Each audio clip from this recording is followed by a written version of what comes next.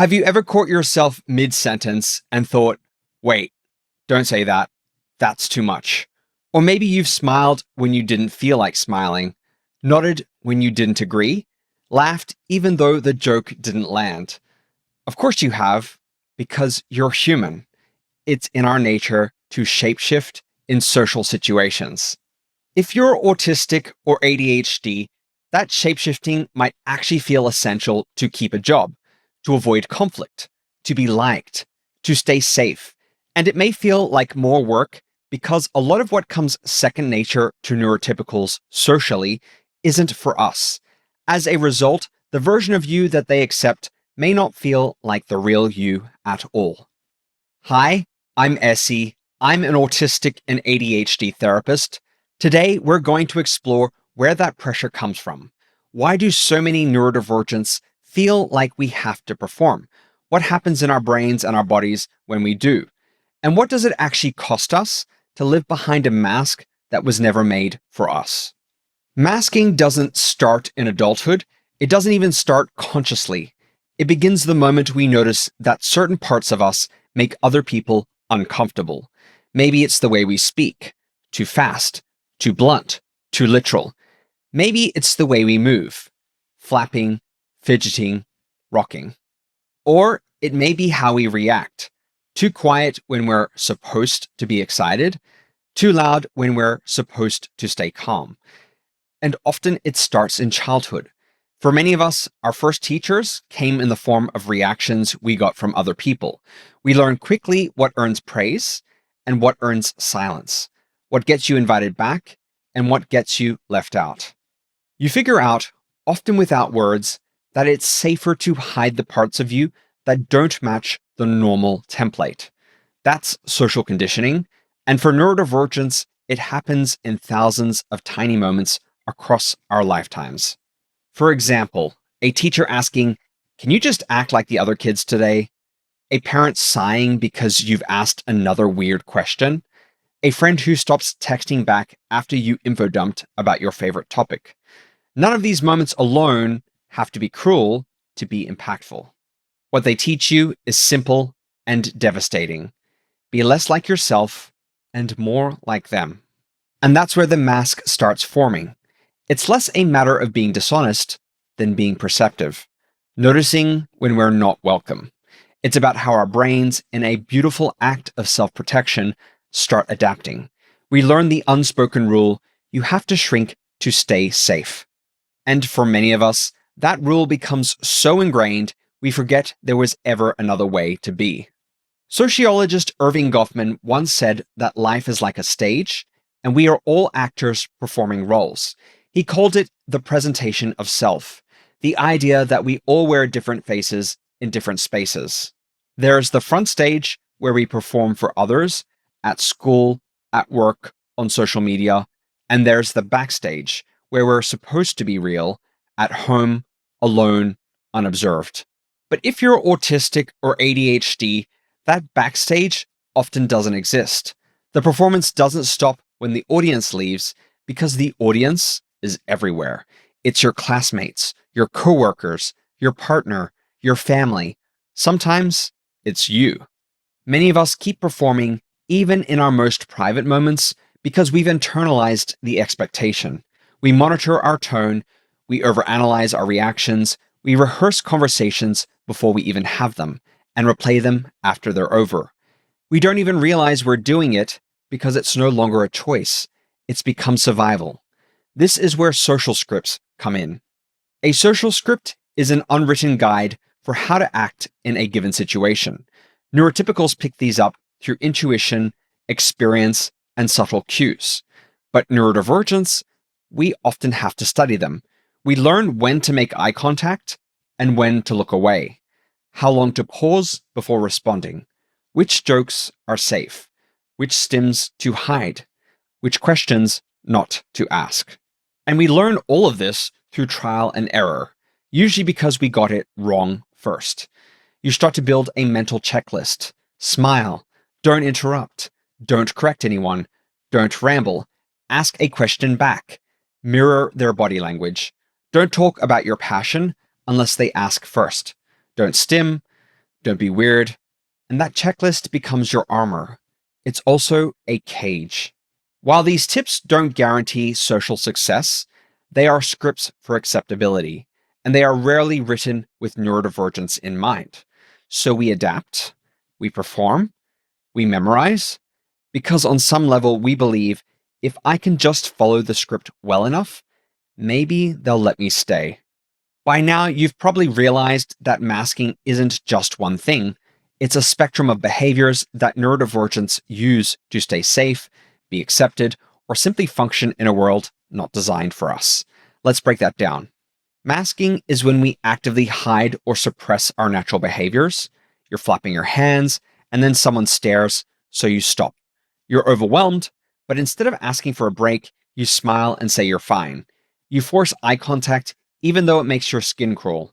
You sit still when your body is begging to move. Masking is what we do to not get noticed. It's driven by the fear, often valid, that if we show our true selves, we'll be punished or excluded. Then there's camouflaging, when we imitate neurotypical social behaviors to blend in.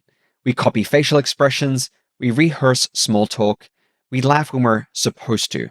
We say, I'm good, how are you? Even if we're dissociating.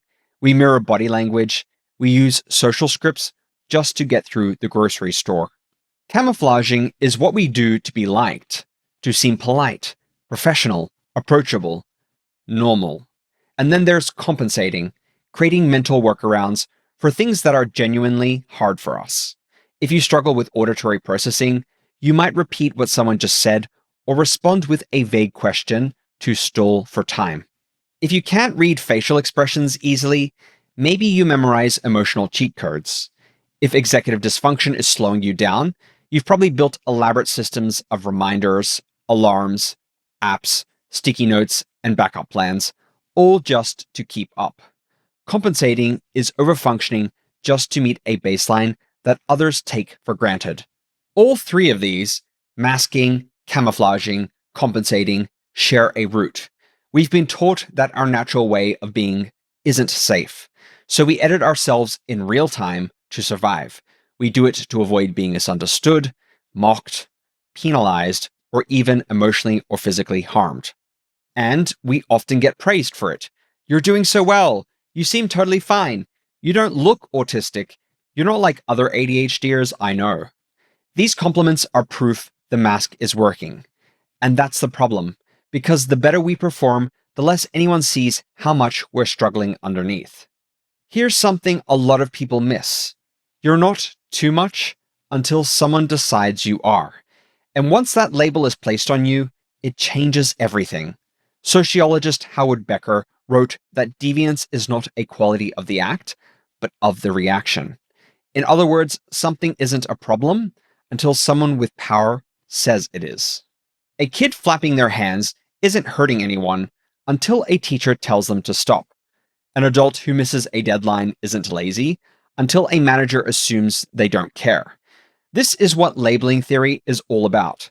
We absorb the messages people send us about ourselves, and those messages shape how we see our identity, our worth, and our potential. And for neurodivergence, the labels often start early: disruptive, difficult, too sensitive, too intense, not trying hard enough. Eventually, we start to internalize them. We don't just fear being seen as weird, we start believing we are weird and fundamentally broken. This is called internalized ableism, when we take the world's biases about neurodivergence and turn them inward. We become our own harshest critics. We beat ourselves up before anyone else can. We pre-reject ourselves just to soften the blow. And over time, those labels start to become our story. This is why so many of us struggle to self-advocate, to ask for accommodations, to speak up when we're struggling, because the script we've been given says, if you need help, you're a burden. If you struggle, it's your fault. If you just tried harder, you'd be fine. But none of that is true. The real issue is that we feel we have to keep up this act, and that if we stop performing, punishment will ensue. At first, masking can feel like a solution. It helps us avoid judgment. It gets us through school, through work, through conversations that feel like navigating a minefield. We're told it's maturity, we're praised for how well we manage. We might even start to feel proud of how high functioning we appear. And yet, the longer you wear the mask, the heavier it becomes. Because masking isn't free, it comes at a cost. And most of that cost is hidden from view. Underneath the polished, composed exterior, there's often burnout, dissociation, and chronic anxiety. There's the exhaustion of constantly performing, the loneliness of not knowing who actually sees you, and the creeping fear that if you stopped performing, even for a second, everything would fall apart. Many neurodivergents describe a moment like this. They come home after a long day of being normal, close the door, drop the mask, and crash.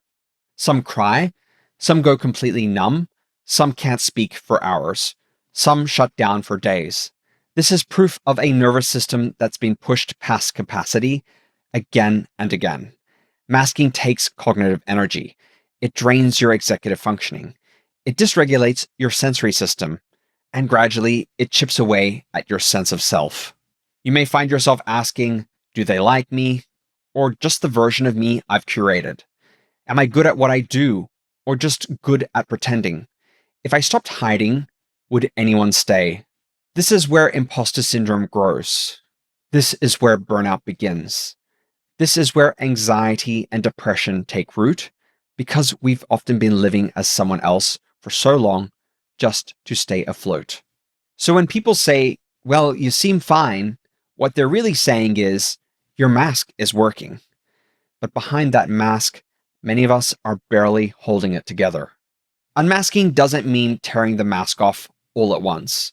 It doesn't mean oversharing, being vulnerable with everyone, or rejecting all structure.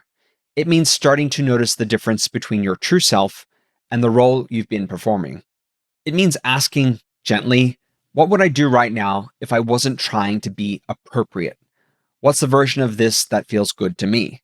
Where am I safe enough to be a little more real? Sometimes unmasking looks like stimming without apologizing, or letting yourself speak slower, or asking a friend if they can text instead of call, or taking breaks without guilt, or saying, I don't have the capacity for that right now. It starts small, it may be quiet or private, and it builds from there. And it's important to note that unmasking isn't always safe, yet. In some jobs, some families, some communities, masking is still a necessary shield. So if you're still wearing yours, that's wisdom. You're protecting something important. But if the mask has fused with your skin, if you no longer remember who's underneath, that's where the healing begins. Because the mask was never meant to be permanent, and the self beneath it, that self is not too much. It's not too weird. It's not too sensitive. That self is you, and they've been waiting. For now, your task is to maybe just notice where the mask is overwhelming or where it's too tight. To give yourself permission, even in a tiny moment, to take a breath. Because belonging shouldn't cost your identity, and performance isn't the same as connection. You were never meant to disappear. If you found this video helpful, please like it, subscribe to my channel, and share it with anyone you think might benefit from my content. Thank you for watching, and I'll see you in the next video. Bye for now.